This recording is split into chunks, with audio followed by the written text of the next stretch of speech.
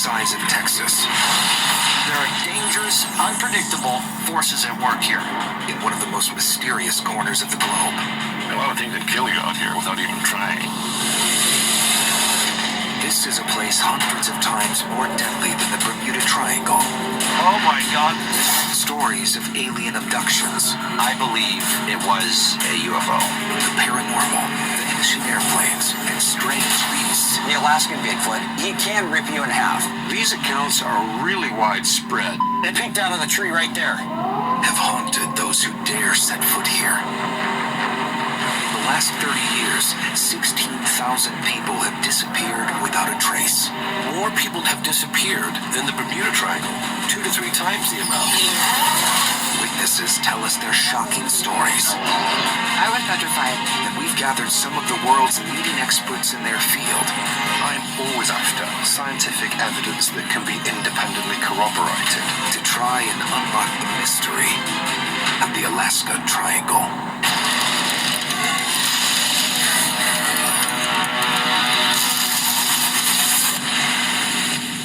The Alaska Triangle is one of the most mysterious and dangerous places on Earth.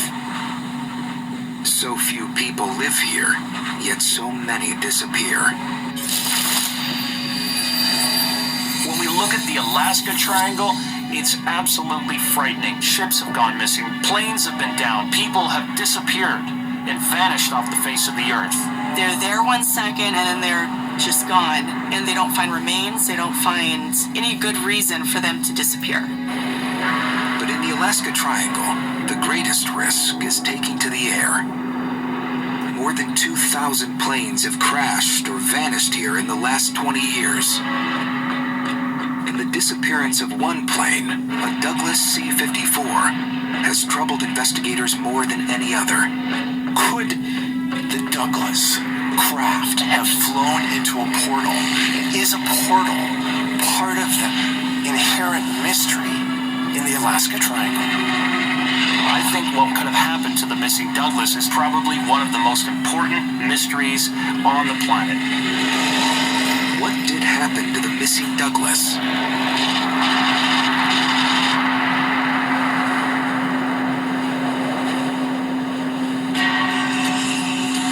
It's 1950, the year after NATO was formed. The start of the Cold War. And on January 26th, a Douglas C-54 military transport plane with 44 people on board took off from Alaska's Elmendorf Air Base, in the middle of the Alaska Triangle.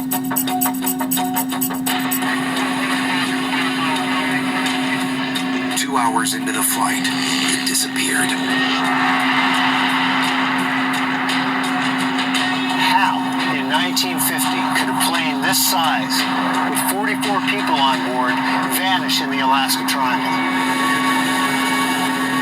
It remains a mystery to this day. One man is on a quest to find out what happened to the Douglas. Veteran U.S. Air Force pilot Dan Hampton has flown over 150 combat missions, including in Iraq and the Gulf War. And as a veteran of numerous search and rescue missions, the idea that a plane could go missing and never be found goes against all his training and experience. He's now determined to find answers to the airplane's disappearance. This was a C-54 standard military transport, carried people, cargo, equipment, things like that. With a wingspan of over 100 feet, the Douglas C-54 was one of the most important planes in the U.S. Air Force. This particular C-54 was carrying 36 passengers, some military dependents, and 8 crew members. The plane took off from Elmendorf Air Force Base, headed east 240 miles to its first mandatory reporting point right on the border of the Yukon Territory in Alaska, a little town called Snag. It made its radio call over Snag on time using a VHF radio, and then it vanished without a trace. This happened on the fringe of what's become known as the Alaska Triangle. That's where this airplane was when it vanished.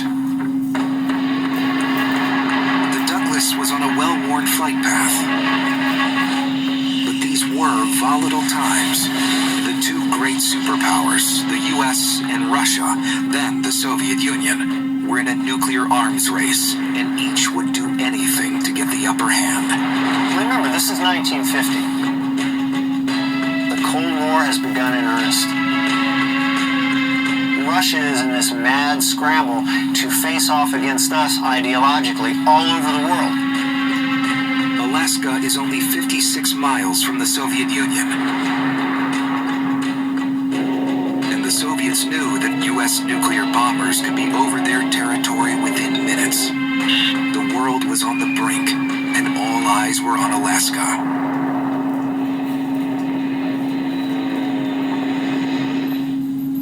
Historian Sasha Auerbach has been looking into recently released government files from the Cold War. Nuclear weapons were the most powerful thing that the U.S. had. They always had more of them than Russia did, and they wanted them within reach of the Soviet Union. So Alaska was the natural launching point for the bombers. They want every strategic advantage, and Alaska is absolutely the key to that. Elmendorf was built in Anchorage to protect the northern edge of the United States. It's equipped with all the latest technology, radars, strategic bombers, and fighters, specifically to combat the threat from the Soviet Union. We're talking about one of the most surveilled airspaces in the world at the time. This was supposed to be where America was most prepared for an invasion, where it was most concerned about Russian planes coming over. So the fact that they lost a plane with all these radio assets watching this whole area must have been really galling. What's also interesting is that this happened the same year that the U.S. was about to have its first operational hydrogen bomb. So I'm sure the tension was super high. The US military were immediately concerned that the Soviets might have downed the Douglas. But when it disappeared, the Douglas was flying directly away from the Soviet Union. It would have been impossible for any Soviet fighter planes to get this far east without being spotted. The Alaskan airspace is not an ordinary airspace. It is monitored very closely, very carefully, all the time. Why? Because it's sitting right next to the adversary of the United States, Russia. So every motion, every object that's moving in and out of that area is being tracked. After snag, there was no further contact with the C-54. Nobody thought anything of it, but about an hour after it was supposed to land in Great Falls, Montana, way down in the south, didn't show up. It was declared missing, and an enormous search effort sprang into action.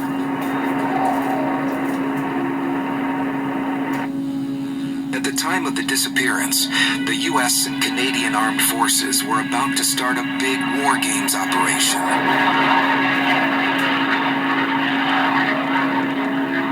Now, the missing plane took top priority.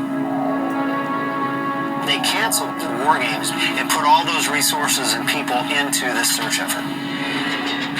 Confidence was high.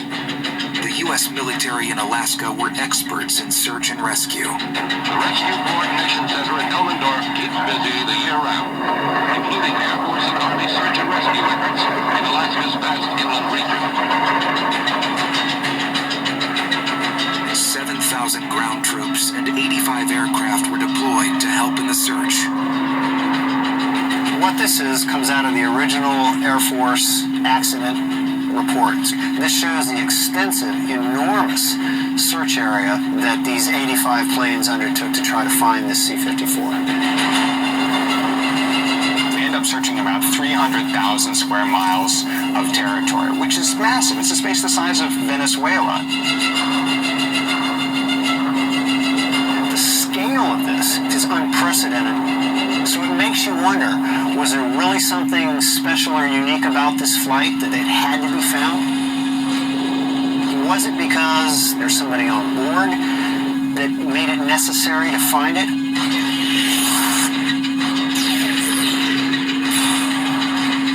A list of the passengers and crew reveals no one out of the ordinary. It was a routine flight.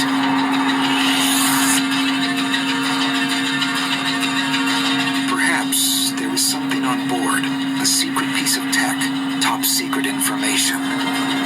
Evidence of some kind that the authorities wanted to remain hidden. Or was it necessary to find it because of where it went down? Disappearing right on the edge of the triangle. Was it a sign of some unknown force at work? Something more dangerous, perhaps, than any human adversary.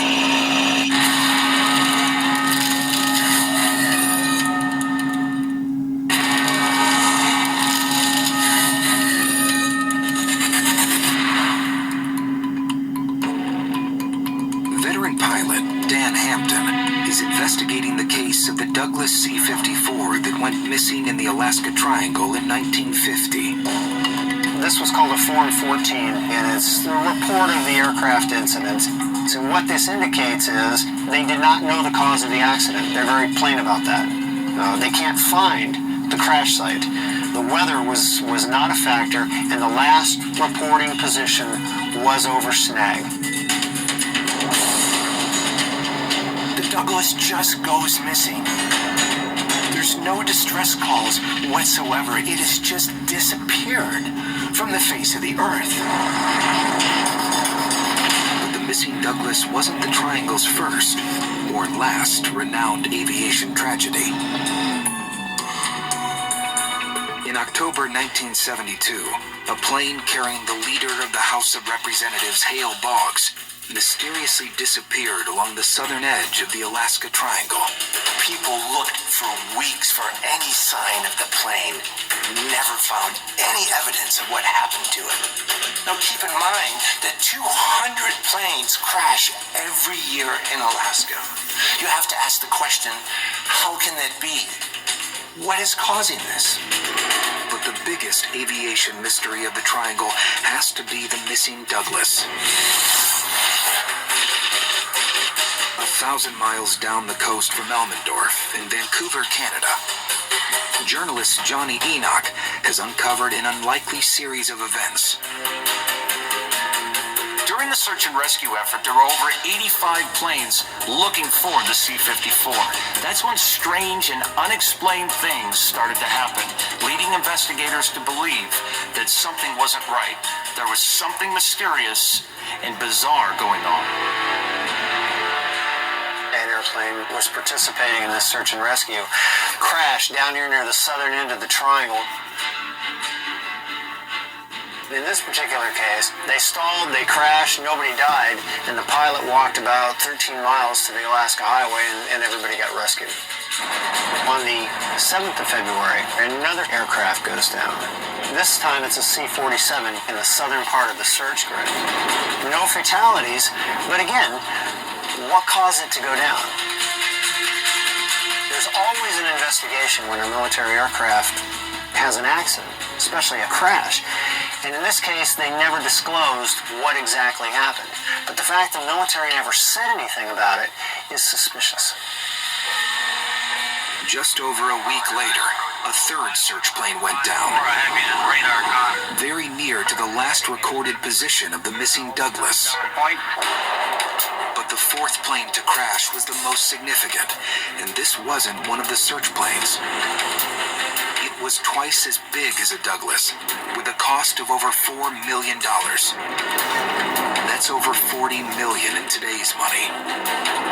On February 14th, the last in this bizarre string of occurrences happens. A B-36, which is a nuclear bomber, takes off from Alaskan Air Force Base north of Elmendorf, and it's heading for Fort Worth, Texas, non-stop. The nuclear bomber was on an exercise, simulating a strike against the Soviets. Keep in mind that we're talking about a period before the invention of the intercontinental ballistic missile. If you're going to deliver nuclear weapons on target, the only way to do it is via a long-range bomber. And most of the Soviet Union and the targets they want to reach are quite far away, so they have to test these things.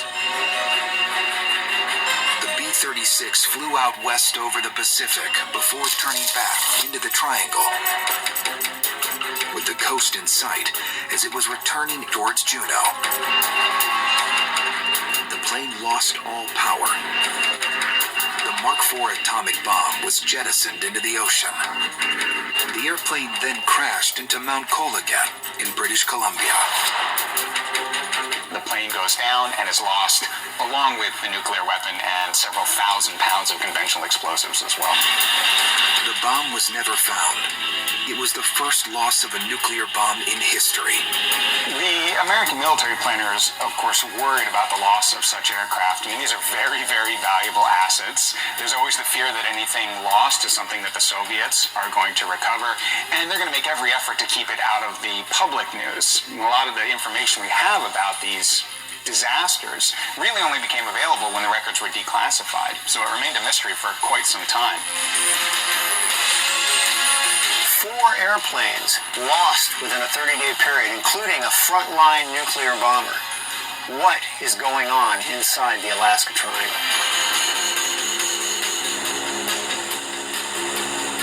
Hostile Soviet activity is ruled out. The military had to start considering other possibilities.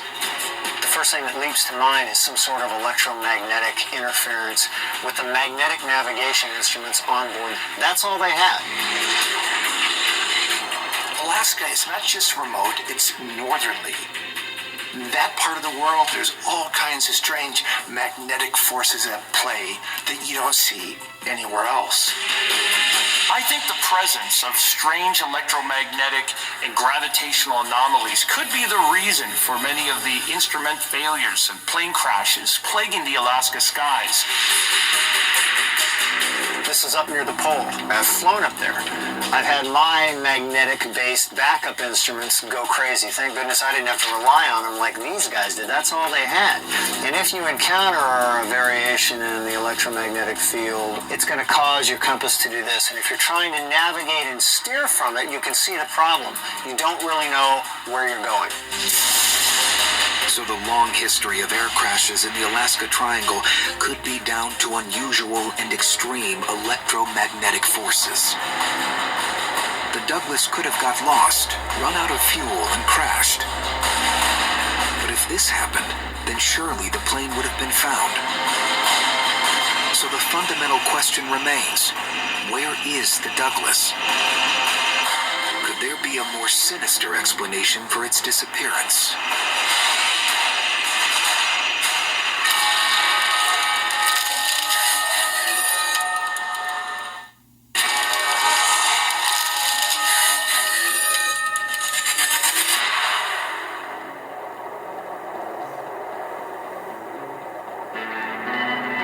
Disappearances in the Alaska Triangle are frighteningly commonplace. But there's one incident that haunted the U.S. military for more than 70 years. 44 military personnel gone without a trace. In one of the big mystery disasters of the U.S. Air Force, the plane vanished. Why has the Douglas never been found?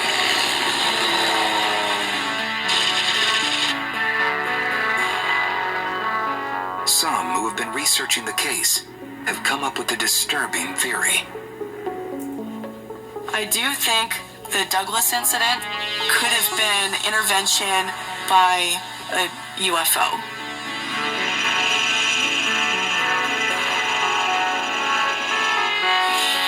Jesse Desmond is the Alaskan State Director for MUFON, the Mutual UFO Network.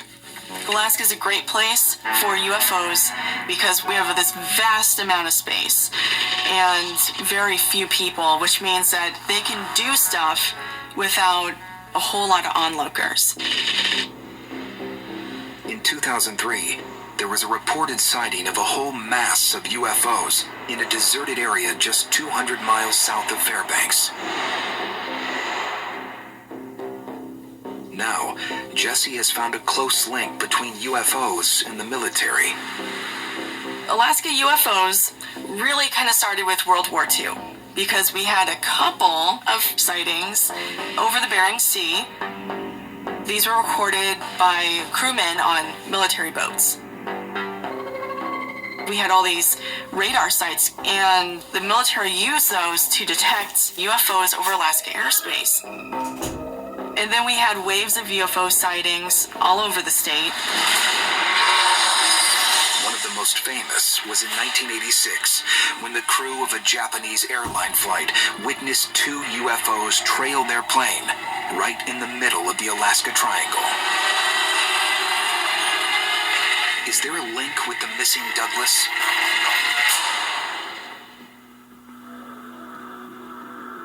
A top-secret intelligence report from February 10th, 1950 reveals that UFOs were stalking U.S. naval planes just days before the Douglas vanished. The first of these encounters was above the Naval Air Station of Kodiak, only 250 miles southwest of the Douglas's departure point in Anchorage. MUFON investigator Jeremy Ray has been analyzing the reports. Shortly before the disappearance of the Douglas aircraft, there was a Navy pilot that witnessed a UFO. This UFO was clocked on radar going 1,800 miles per hour, and during that time, we didn't have anything that could go that fast, so I find it very interesting. The plane's radar operator reported the strangest interference he had ever seen. The control tower was in a state of panic. There should have been no other aircraft in the area.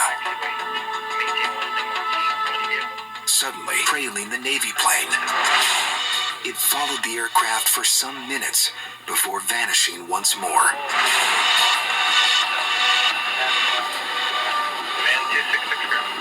The Navy chiefs issued a top-secret report to the highest levels of the U.S. government.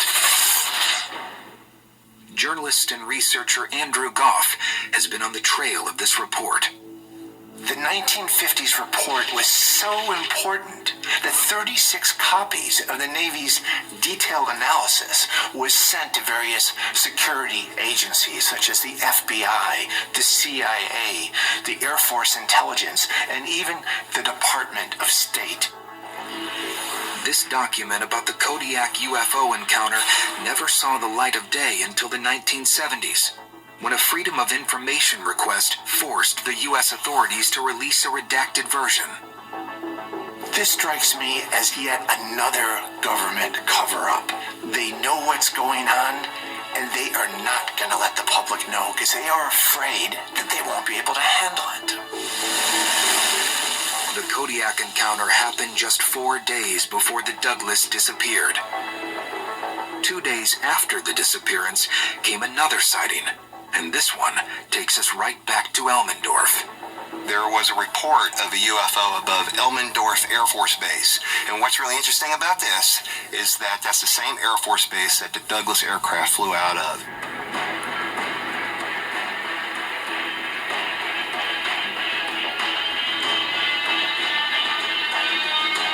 An Elmendorf commander spotted 3 orange objects above the airbase. They hovered at around 25,000 feet. Then, they mysteriously vanished.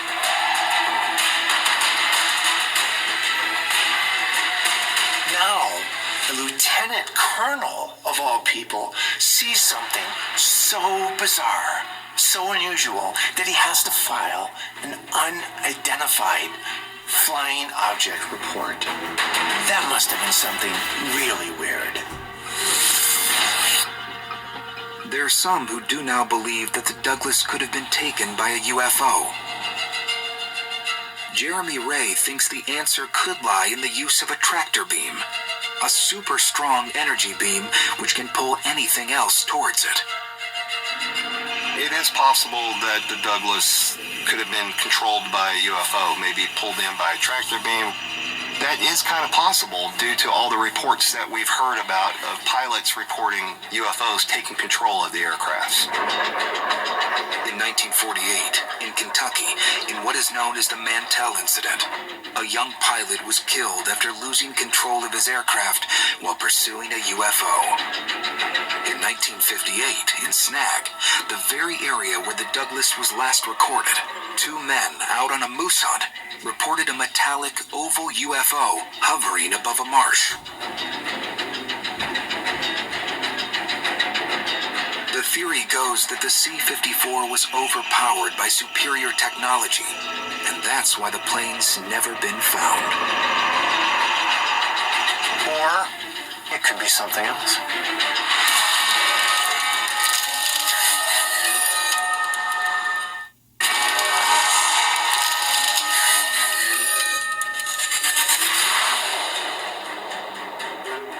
Over the years, there have been all kinds of unusual happenings in the Alaska Triangle, from bizarre paranormal activity to sightings of monstrous beasts in the lakes and forests.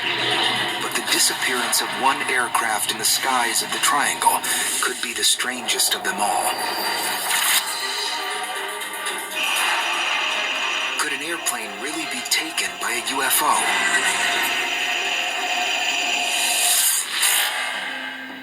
There's one famous case from Australia where this has been suggested as a genuine possibility.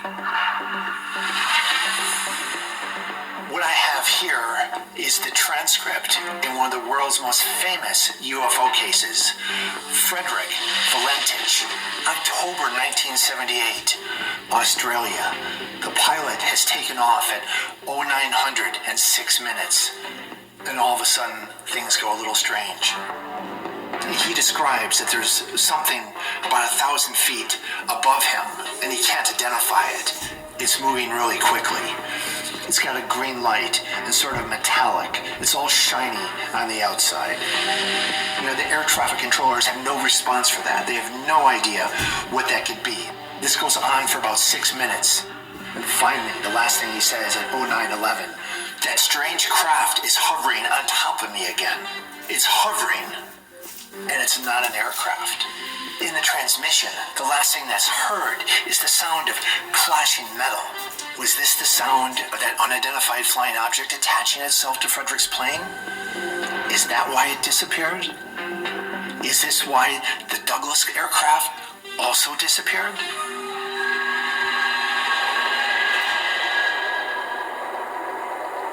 But a few weeks after the Douglas disappeared in Alaska, there were strange signs that the plane might still be out there. On the 2nd of February, faint radio signals were heard.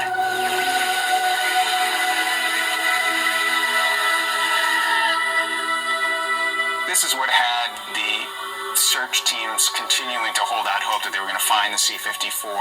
So, for example, here's a story from February 1st out of Whitehorse, Yukon Territory, which is right around the first of the main search areas, that you had faint radio signals on the distress band, which raised hopes that this C-54 was going to turn up. And there were 44 people on board, so they really wanted to find this plane. People could hear chatter of people talking, but not able to make out what they were saying. And it wasn't just in one location. It was scattered around the area.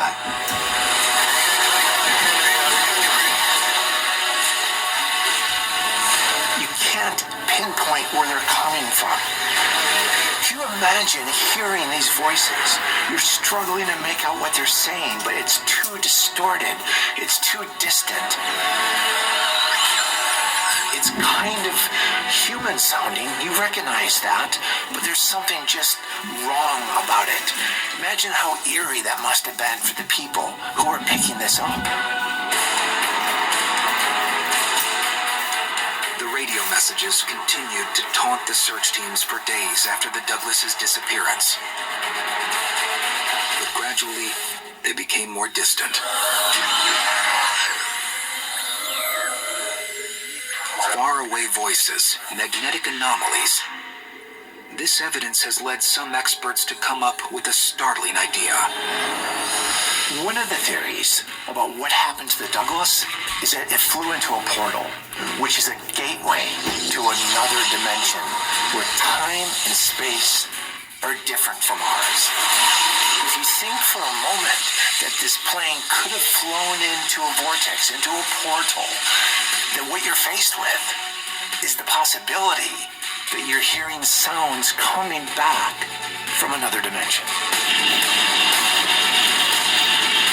Vortices are created by powerful planetary electromagnetic forces. My theory about what could have happened to the missing Douglas is that a portal could have opened up that was powered by the Alaska Triangle, causing it to travel into another dimension or another universe somewhere out there in the multiverse, causing it to disappear altogether, and I don't think it will ever be found. Could those distant, garbled voices really have been mayday calls from the crew of the Douglas, trapped in another dimension? The theory goes back to the huge amount of electromagnetism in the air.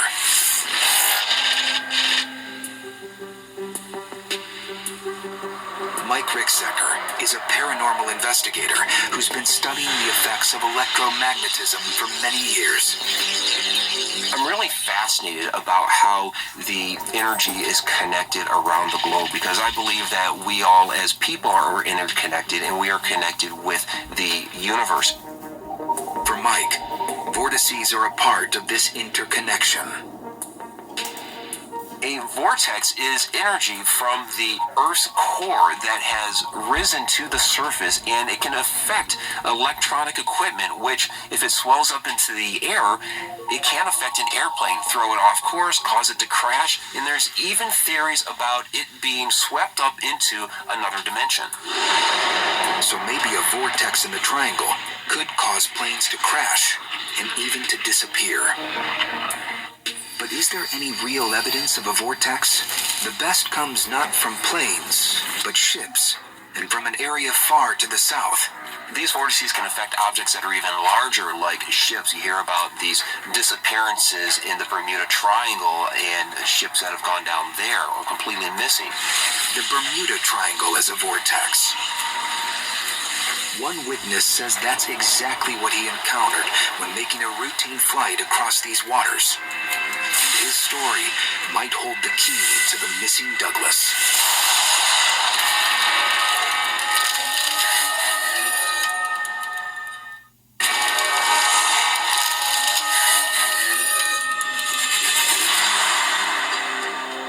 The Alaska Triangle, a land of mystery and of danger.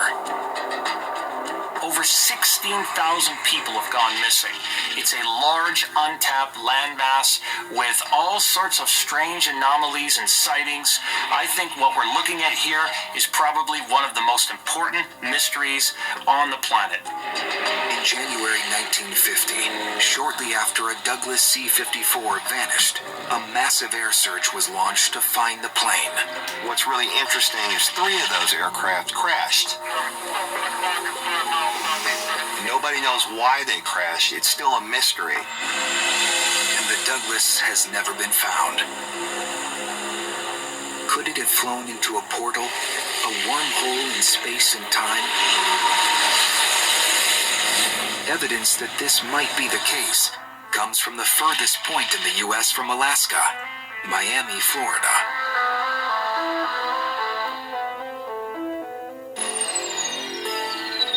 Bruce Gernon has flown the skies over Miami for over 50 years. But he's had one flying experience unlike any other. I'm the only living person to fly through a vortex. Most people probably can't believe it, and I find it hard to believe myself. Bruce's story begins on December 4th, 1970, when he was flying on the southern edge of the Bermuda Triangle. We took off right here from Andros at 3 o'clock, 100 miles east of Miami. And this big horizontal tunnel formed. And when I entered the mouth of it, something amazing happened instantly. These lines formed, and they were rotating counterclockwise, very slowly. I realized I was actually seeing the fabric of space and time. when Bruce entered the vortex, he was still far to the east of Miami. But in just seconds, he found himself flying above the city. I was in this dull gray fog and then went to bright blue, and I could see below me, there it was, the city of Miami Beach, right below me. As soon as we touched down, I checked my time, and the flight had only taken 47 minutes. That doesn't make sense. I had made this flight at least a dozen times previously, and it always took an hour and 20 minutes. I had just witnessed something that was incredible, that I didn't quite understand, but I knew I would never forget about it. When we landed, we would always fill up the airplane and top it off. Here's the actual gas receipt here, and it shows you the exact date, November 4th, 1970. And as you can see, we only took on 29 gallons. And it always would take at least 40 gallons of fuel. And it helps explain that something incredible really did happen. If there is a vortex in the Bermuda Triangle, it could explain one of its most famous incidents. The story of Flight 19. This is a classic Bermuda Triangle story. English journalist Jerry Glover has been looking into the facts behind this famous event. Flight 19 was a US Air Force squadron, a training squadron. It flew out from Fort Lauderdale in Florida in December 1945 on a bombing practice run. 5 Avenger aeroplanes, 14 men altogether. They flew east, and after several hours, all transmissions from them ceased, and the flight completely disappeared. Just a few hours after this, in the early evening, a boat plane with 13 men was sent up in search of them. That plane too disappeared, with no explanation at all. Something like 300 boats and planes were sent out in search of Flight 19, but no trace of them was ever found. The whole event has been a mystery ever since. What happened to Flight 19 in the Bermuda Triangle may never be explained, but it goes to show that in places like these, planes can completely disappear and without a trace. Even though the Bermuda Triangle is much more well known around the world, it's striking that in recent years we have come to find out more about the existence of a possible Alaska Triangle due to the resemblance between mysterious cases of disappearances that have taken place in that area. These are all reminiscent of famous Bermuda Triangle cases.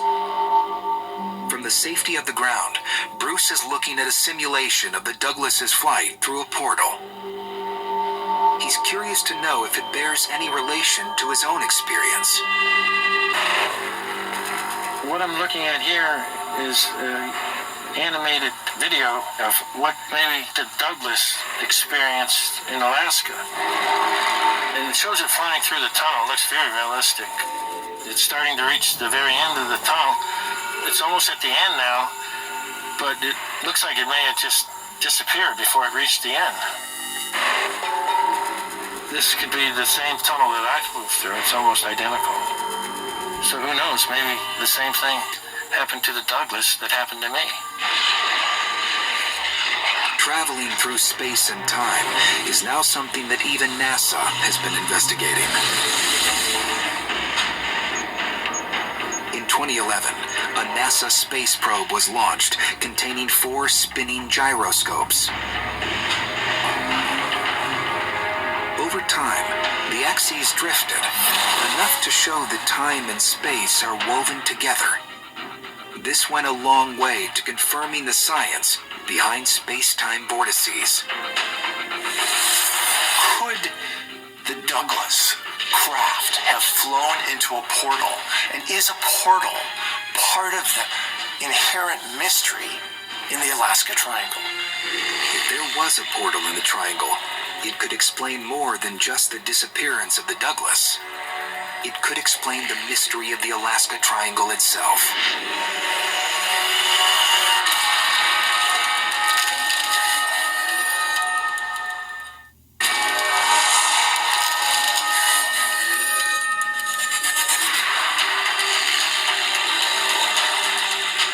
whether the Douglas vanished into a portal or was abducted by UFOs.